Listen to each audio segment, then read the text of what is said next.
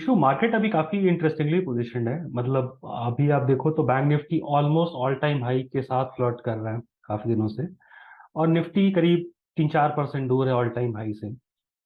अब इसमें मुझे क्या लगता है कि बैंक निफ्टी में हमने डिस्कस किया था लास्ट कॉल में कि आईवी थोड़ा थोड़ा इंक्रीज कर रहा है, थोड़ा सा क्रीप अप कर रहा है, which is a very good sign कि अगर हम आईवी ऊपर कर आईवी ऊपर की तरफ जा सकता है without a major correction or without a major jerk, so that is very healthy for the index. So मैं बैंक निफ्टी पे अभी काफी बुलिश हूँ। And which basically since 30% Nifty का बैंक निफ्टी है, and on top of it Adani पे आज positive movement आई, तो which kind of like also translates to a positive stance on Nifty. Bank Nifty में आई थिंक 43,500 का जो लेवल है, जो दो बार डिफेंड हो गया है, आज भी हुआ और फ्राइडे को भी हुआ था। आज तो वहां तक नहीं गया था, but at least there was a buying interest around 43,700 today and 43,500 on Friday.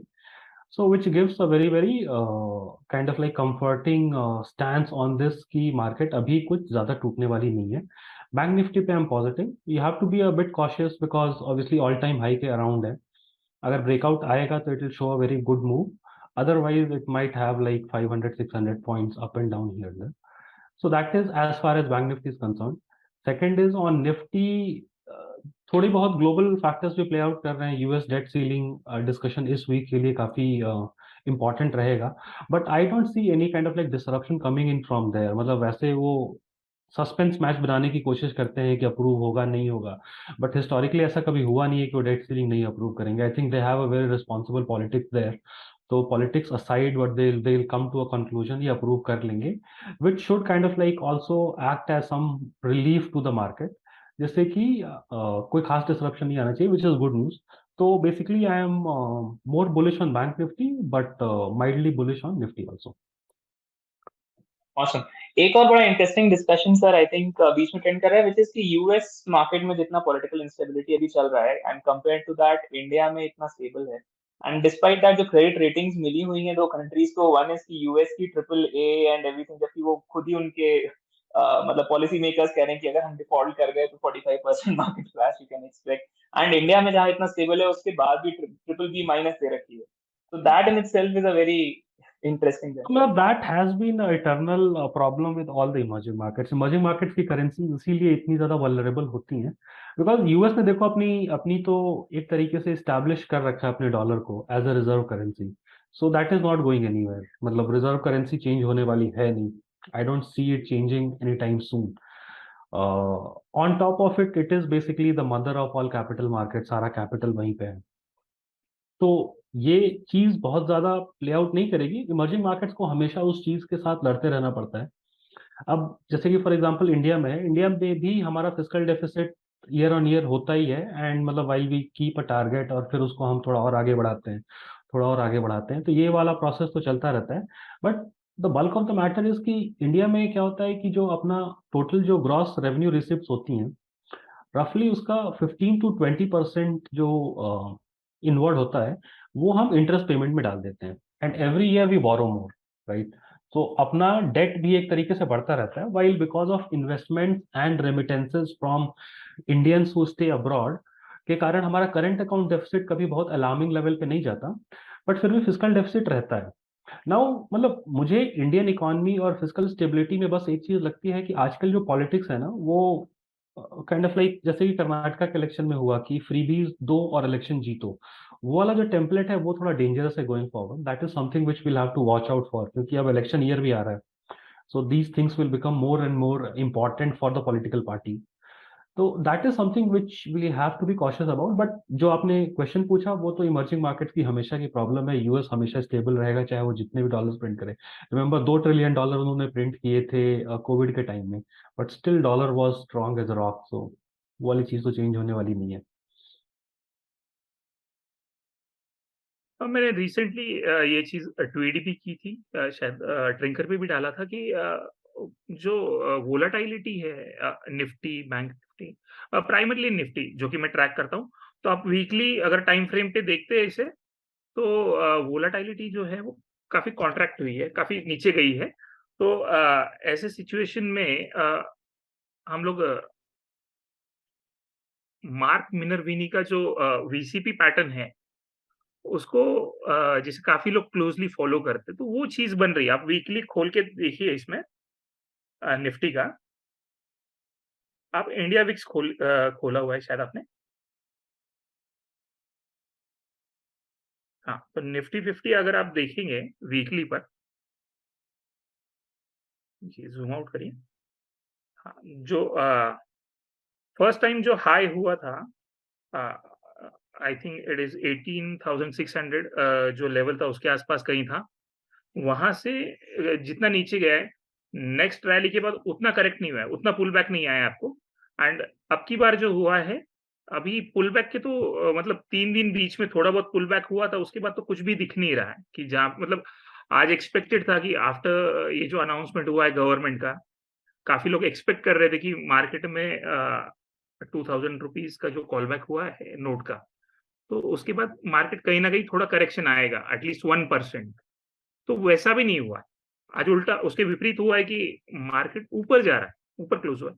So market में स्ट्रेंथ है। आप जनरल मार्केट्स की भी बात करेंगे तो इंडियन मार्केट्स के अलावा आप हम जनरली क्या करते हैं कि यूएस मार्केट्स को काफी फॉलो करते हैं हमारे यहाँ पे ट्रेडर्स। तो नैस्डैक जो है, लास्ट वीक नैस्डैक 100 जो है उसमें ब्रेकआउट हुआ है, अगर आप चार्ट चेक करेंगे तो। ओके, आप चेक करिए ऑफकोर्स।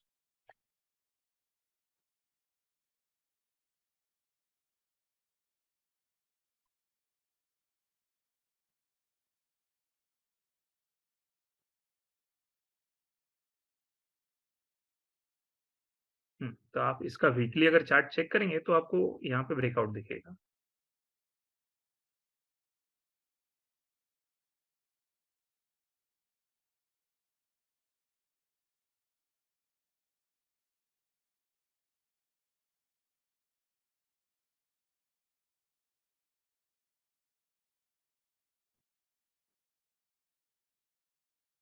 आखिरी के लास्ट कुछ वीक्स में यहाँ पे वोलेटिलिटी बिल्कुल नहीं के बराबर थी कंपेयर टू अर्लियर टाइम्स।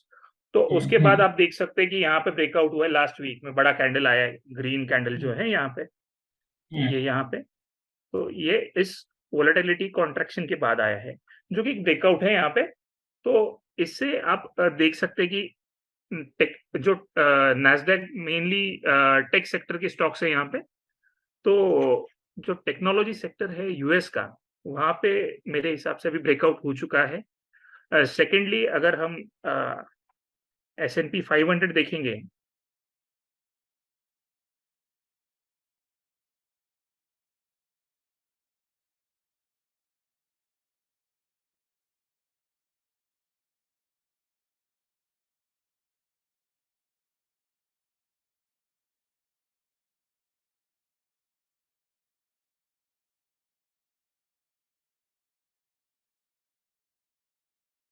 तो ये भी देखिए आप, इस रीजन में आप देख, इस एरिया में आप देख सकते हैं कि यहाँ पे भी वोलेटिलिटी कॉन्ट्रैक्ट हुई है। पहले ये जैसे निफ्टी हमारा था कि एक बड़ा यहाँ पे पुल बैक था, सेकंड पुल बैक छोटा है, और अभी थर्ड में बिल्कुल नहीं हुआ है। तो यहाँ पे भी मुझे लग रहा है कि this is on the verge of breakout. तो ये एक अनदर इंडेक्स है कि जहाँ पे जो बड़े बड़े इंडाइसेस है वहां पे, और जैसे निक्की के बारे में काफी बात हो रही है कि मल्टी डेकेड अभी हाई के आसपास चल रहा है। तो ब्रॉडर मतलब जनरल मार्केट सभी जगह अभी आपको थोड़ी तेजी दिखाई देगी। जी, तो आई थिंक सभी जगह बाइंग स्ट्रेंथ आ रही है, क्योंकि मार्केट्स आर एक्सपेक्टिंग कि जो सेंट्रल बैंक्स है सभी जगह पर, वहां पे अभी जो इंटरेस्ट रेट बढ़ रहा था वो अभी स्टॉप हो जाएगा। यार ये अगले 2-3 हफ्ता is going to be very very crucial because we are headed to a very important event in the US, the debt ceiling का जो भी चल रहा है, and I think that would actually that embargo would actually get completed in a week or two. My view is that the next 1 or 2 weeks time markets would be very very range bound, would not break 18,100 on the downside, nor break 18,500 550 on the upside. We would be stuck in this range. But if you ask me the next 3 to 4 months view, we are definitely headed to the all-time high. My view is that we may even touch 1991 by June end to July mid, and we may again correct back to 18,000, 18,200. There are multiple reasons, because we have been sideways for quite some time. Even technically looking at it, we are consolidating, and I think we should get a very good bump up. Metal should be in a position to lead along with banks, even though banks have been rallying for quite some time now. But I feel banks have still some juice left out, both on the PSU and also in the private sector. आज अगर देखोगे, IT has given a good breakout. I think tomorrow, day after tomorrow, the other sectors should also start in. My view is that, yeah, the next 2 to 3 months view would be that you will have an upside on the market with a bit of a 1 or 2% correction, which can be used to buy. मतलब मैं अदानी के move से surprise नहीं हूँ कि वो 20% ऊपर गया। मैं अदानी के मूव से सरप्राइज इसलिए हूँ कि उसने 2-3 दिन ये इतना बड़ा move दिखाया नहीं। मतलब आप देखो, जिस दिन से वो आया, थर्सडे को ये डिसीजन आया था। आई थिंक थर्सडे को सुप्रीम कोर्ट की वर्डिक्ट आई थी पोस्ट मार्केट। थर्सडे को ही थोड़ा सा अदानी पॉजिटिव होने लगा था। फ्राइडे को रिस्पॉन्स थोड़ा म्यूटेड था, और आज was a bumper response. So it was to some extent expected. अगर कुछ लोगों ने फ्यूचर ऑप्शंस में इसमें लगाए होंगे तो वो इसको यूज कर सकते हैं to make some money. But other than that, मतलब बेसिकली अगर हम दूसरा क्वेश्चन एनालाइज करें कि does it kind of like change the ground realities for Adani in the short term, तो मुझे लगता है कि इससे हमें, मतलब we shouldn't just jump to this, right? क्योंकि अब देखो, मूव तो हो गया है। We are talking on Monday evening, अब तो मूव हो चुका है। At this point in time मुझे नहीं लगता कि jumping into this at this moment makes sense, right? क्योंकि जो भी स्मार्ट मनी है वो मूव कर चुका है। Now if you do anything further beyond this, तो you will be giving exit to that smart money which has made decent gains. पहली चीज ये है। दूसरी, ऑन अदानी मेरे को एक और रिस्क फैक्टर ये लगता है कि नाउ बेसिकली अभी से 1 साल है ऑलमोस्ट इलेक्शंस को, and the issue of Adani has become very very political, right?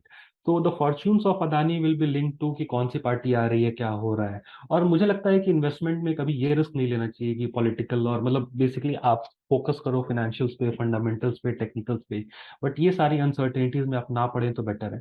तो for a long term investor I would say कि अवॉइड ही करना चाहिए। And for a short term trader probably the train has already left the station. आप इसको wait कर सकते हो। अगर इसमें थोड़ी स्ट्रेंथ आपको दिखती है, जैसे कि अब स्ट्रेंथ दिखने का तरीका क्या होगा कि कल let's say you see a dip and it immediately gets bought with a good volume, so then you can kind of like again jump in. But जैसे कि फॉर एग्जांपल कल ओपन में आप मत कूदो, you just wait it out, see the price action from now onwards. Do not rely on the price action till now. आगे का देखो आप एक बार and then take a decision on that. Adani का तो जैसे मतलब हम सब जानते हैं वेटेज है इंडेक्स में, और जब अदानी भागता है तो काफी जोर से भागता है। हम लोग देख चुके हैं, पीछे भी काफी अच्छी रैलीज दे चुके हैं अदानी स्टॉक्स जो है, और उनके पास है कुछ अच्छे स्टॉक्स है। मतलब जैसे अगर आप फंडामेंटल इन्वेस्टर भी हो तो आप अंबुजा सीमेंट्स, अदानी पोर्ट्स, ऐसे जो स्टॉक्स है उनको भी आप देख सकते हो। वो भी आज काफी स्ट्रॉन्ग प्राइस एक्शन था। और ऑफ कोर्स अदानी एंटरप्राइजेस जो था आज वो अदानी पैक में तो सबसे स्ट्रॉन्गेस्ट आज उसी का मुंह था, वो लीडर है ऑफ कोर्स। और 18% इन अ डे, मतलब प्रॉपर ब्रेकआउट है कि दिखा दिया कि भाई दम है इस ब्रेकआउट में। और rally I think should follow accordingly, कि अच्छा रैली होना चाहिए। I think so. मैंने खुद इसमें कुछ बाय नहीं किया है एज अ डिस्क्लोजर, और I am not planning to, but I think there will be a good rally in Adani stocks. See, I would not be too gung-ho on Adani stocks at this point of time. They have already rallied. So if you just look at what has happened, it is because of two scenarios. One is because of the Supreme Court verdict. I wouldn't call it as a verdict, a view which they have given that they may not be completely involved in stock manipulation or whatever it is. And also because that Adani have announced that they will be monetizing some of the real estate assets, right? We all very well know that Adani has got a good land bank. So people have constructed it as a view that they will try to reduce their debt, because Adani has been hit down for the last 3-4 months time after the Hindenburg report, is because of that their debt is too high, right? तो अभी बाजार में क्या चल रहा है कि अगर ये लोग मोनेटाइज करना चालू कर देंगे, they'll try to reduce the debt, right? That is one of the reasons wherein it has rallied, and also because of the Supreme Court news. My view is that again, Adani may not give you the kind of a bump up which has come in the last 1 or 2 weeks time. They may fall flat. Maybe certain circuit stocks which are there move only in circuits, and circuits may give a 1 or 2 days of circuit. But don't get in to Adani at this point of time. Wait for a clear view, right? Because Adani is kind of a stock wherein you will get 20-30% on either side. So you should not be caught on the other side wherein you're buying it when it is already 20-30% up, and then you'll end up losing 20-30% down. So my view is that hold on to Adani buying in case if you're thinking of fresh buying. If you already have the stock, I would ask you to reduce 50-60% of it and wait for another 1 or 2 circuits and then get out of that. Wait, I'm sure you'll get a good buying rate, both in Adani Enterprises Ports and also in other Adani stocks. I personally prefer Adani Wilmar and ports over other Adani stocks, but yeah, they have also run up quite heavily in the last 2-3 days. मतलब not a bit, मतलब मुझे लगता है कि ये जो पूरा discussion है 2000 नोट और उसके इम्पैक्ट को लेके, ये थोड़ा सा ओवरब्लोन है. सो लेट्स काइंड ऑफ एक खास डेट इसमें कि 2018 में क्या हुआ था और अभी 2023 में क्या हो रहा है, 2016 में, सॉरी 2016 में क्या हुआ था और 2023 में क्या हो रहा है. तो दो चीजें हैं. सबसे पहले तो 2016 में digit form not accepted, right? मतलब उस टाइम पेटीएम की लॉटरी लगी थी because of that demonetisation.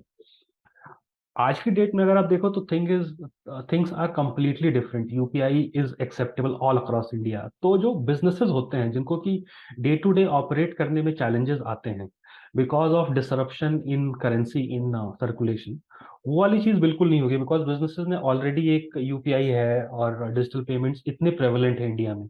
I think one of the best across the globe. तो वो एक बेसिक जो है आपको फ्रेमवर्क देता है जिसमें कि वो डिसरप्शन मिनिमाइज हो जाता है. So that is the first कि मतलब how prepared we are to face such a disruption. I would rate कि हम अभी आज की डेट में तो काफी बेटर पोजीशन में है. सेकेंड इज कि द इम्पैक्ट ऑफ द ये हुआ क्या है. तो जैसे कि 2016 में क्या हुआ था कि रफली 85% currency went out of circulation. तो पूरा जो 100% का जो बोझ था वो 15% करेंसी को लेना पड़ रहा था with an unprepared digital framework, digital infrastructure. आज की डेट में जो भी 2000 की नोट्स हैं दैट इज अराउंड, क्योंकि अगर आप ध्यान दो तो 3 साल से 2000 के नोट्स कभी एटीएम से निकलते नहीं थे. सो नॉर्मल रिटेल यूजर को 2000 की नोट बड़ी कम ही मिलती थी. सो उसके कारण क्या हुआ था कि टैक्टिकली आरबीआई ने 2000 के नोट्स को धीरे धीरे क्लॉबैक करना शुरू किया और आज की डेट में सिर्फ 11-12% डिपेंडेंस है ऑन 2000 नोट्स, राइट? सो अब जब 2000 की नोट वो वापस खींच रहे हैं, सो देन 100 का जो बोझ है, मतलब जो टोटल करेंसी इन सर्कुलेशन है उसका 88% तो अभी भी लेजिटिमेट है. सेकेंड इज थोड़ा पैनिक कम है बिकॉज आरबीआई हैज सेड कि it continues to be a legal tender. The only thing is you have to get it verified. मतलब आपको कहीं डिपॉजिट करना पड़ेगा, किसी बिजनेस के थ्रू राउट करना पड़ेगा and then it's a legal tender. उसमें कोई भी डिसरप्शन है नहीं. एंड नाउ हमारा एक्सपीरियंस तो ये है 2016 का कि इंडियन लोग जुगाड़ू होते हैं, they will find a way out, right? 2016 में भी कोई भी मतलब ऐसा करेंसी सीज हुई नहीं थी और यहाँ भी अभी आप देखो तो हवाला के नेटवर्क्स के थ्रू मतलब आराम से पैसे जो है फ्लो कर रहे हैं. गोल्ड के रेट्स जो है 10% प्रीमियम पे कोट कर रहे हैं wherever you want two by with 2000 rupee note. In fact Zomato के ऑर्डर्स लोग जो है 2000 रुपी से कर रहे हैं cash on delivery. So people will find a way out. It will have limited disruption. The only thing which I see is a silver lining for banks. क्योंकि banks में अगर आप देखो तो आरबीआई जो भी लिक्विडिटी टाइटनिंग कर रही थी, now the formal structure is ये सारा पैसा बैंक्स के पास आएगा तो बैंक्स की लिक्विडिटी थोड़ी बूस्ट होगी. तो उनका जो कॉस्ट ऑफ डिपॉजिट्स होता है वो थोड़ा बेटर होगा. मतलब आप समझो कि एक बिजनेस है जो कि काफी कैश पे ऑपरेट करता था, अब वो अपने पैसे को डिपॉजिट करेगा तो करंट अकाउंट में जाएगा. अब करंट अकाउंट में बैंक को कुछ खर्चा करना नहीं है, 0 इंटरेस्ट देता है. अब उस पैसे को वो बोरो किसी को लेंड कर सकता है. तो उनका जो निम था, लाइक लास्ट क्वार्टर जब आईसीआईसीआई का रिजल्ट आया था, इनफैक्ट एसबीआई का रिजल्ट भी आया था, तो लॉट ऑफ एनालिस्ट कॉल्ड कि अब बैंक्स का जो है निम पीक आउट कर गया है, अब इसके आगे स्कोप नहीं है। तो ये जो अभी हुआ है डेवलपमेंट, ये इस डिस्कशन को वापस अलाइव करता है कि क्या इसके कारण बैंक्स एक और क्वार्टर अपना निम इन्हांसमेंट दिखा सकते हैं। So that is the limited, I think positive ही है, कुछ खास नेगेटिव है नहीं इसमें। 2000 रुपीज का जो नोट है, लास्ट टाइम जब डिमोनेटाइजेशन हुआ था तो पिछली बार काफी सडन हुआ था। इस बार गवर्नमेंट ने वो चीज नहीं की है कि कॉमन मैन जो है उसे तकलीफ ना हो, उस चीज का ध्यान रखा गया है। इवन एसबीआई का सर्कुलर आया है कि कोई फॉर्म नहीं भरवाया जाए लोगों से, जब वो जो डेली लिमिट है कि 20,000 रुपीज आप एक्सचेंज कर सकते हो, 2000 के आप 10 नोट देकर अदर डिनोमिनेशन आप ले सकते हो, तो उसके लिए अभी कोई फॉर्म भरवाना जरूरी नहीं है, ऐसा बताया गया। तो बेसिकली गवर्नमेंट ये चीज करे कि कॉमन मैन को टारगेट नहीं करना, उनको, उन लोग को जो हाई कैश होल्डर्स है उनके पीछे जाना है। सो इसके बाद क्या होगा, अभी 1000 का नोट तो पिछली बार ही निकाल दिया, अभी बचेगा सबसे हाईएस्ट डिनोमिनेशन जो है वो 500 का है। तो जिस पेस में समझो अगर कोई बहुत ज्यादा कैश होल्ड कर रहा है, कोई वेरी रिच पर्सन, तो वो 50 करोड़ 100 करोड़ अगर रख पाता था तो उसके 1/4 हो जाएगा, उतनी जगह में वो रख पाएंगे। सो बेसिकली कैश, गवर्नमेंट ये सोच रही है कि इसका इफेक्ट ये होगा कि कैश होल्डिंग कम हो जाएगा, तो फॉर्मलाइजेशन ऑफ इकोनॉमी जो है उनका, उनकी जो सोच है उस तरफ वो मूव ऑन करने की कोशिश कर रहे हैं। तो अभी ऑफ कोर्स उन्होंने, आरबीआई ने ये नहीं बोला कि हम नोट पूरी तरह से ये बंद कर रहे हैं। इवन 30 सितंबर के बाद भी आई थिंक उन्होंने बोला है कि it will be a legal tender, पर I think somewhere down the line ये लोग ये जो नोट है it will stop being a legal tender. RBI ये कहीं ना कहीं डिक्लेयर करेगी, बिकॉज देन आपके पास सबसे बड़ा नोट जो बचेगा मार्केट में वो है ₹500 का, जो कि पिछली बार लगा था हमें कि गवर्नमेंट ऐसा कुछ करने का ट्राई कर रही है, वो अभी इस बार कर रही है। बस ये सॉफ्ट तरीके से कर रही है कि कॉमन मैन को तकलीफ नहीं देना इनको, तो जो कि अच्छी चीज है। मेनली मैं देख रहा हूँ कि जो बड़ा लार्ज अमाउंट ऑफ कैश होता है ना, वो रियल एस्टेट डीलिंग्स में यूज होता है। तो आई थिंक वो उस सेक्टर का फिर फॉर्मलाइजेशन जो है वो फास्ट होगा थोड़ा वहां पे, तो उस सेक्टर की तरफ मैं ज्यादा देख रहा हूँ, रियल एस्टेट की तरफ। Awesome. That's a very valid point. So real estate में formalization आएगा तो I think stock market के लिए that's relatively, मतलब बहुत positive. Short term में I think थोड़ा negative outlook आ सकता है, but long term में थोड़ा positive रहेगा उससे। जी जी जी जी जी। और शॉर्ट टर्म तो ठीक है, चलता रहता है थोड़ा बहुत।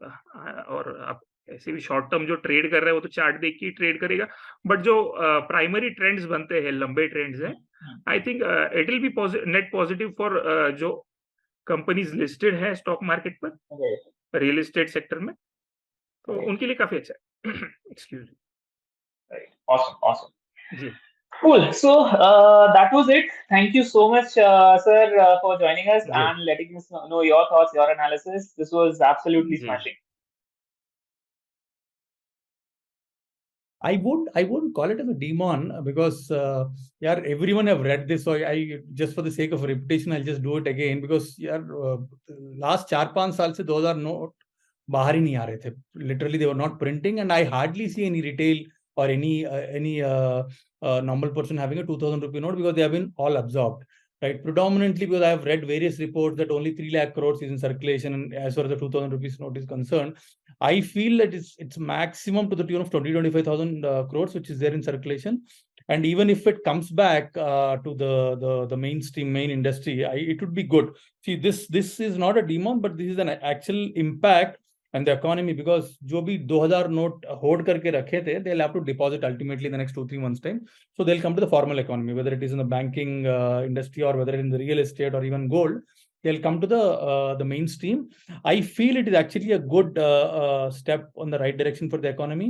Even a 20,000-25,000 crores of fresh circulation in any of these assets is good.